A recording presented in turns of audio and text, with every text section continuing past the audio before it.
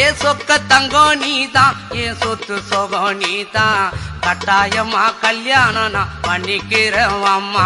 இந்த ஊரு எனக்கு வேண்டாம், இங்கு ஓரம் எனக்கு வேண்டாம், என் மாமனோடு பட்டணம் தான் போய் வரேன் அத்தா.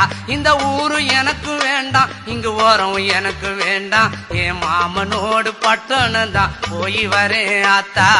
அக்கா பொண்ணு மீனா அந்த நாட்டுப்புறம் வேணா, பட்டணம் போனா நீ சொக்கிடுவே.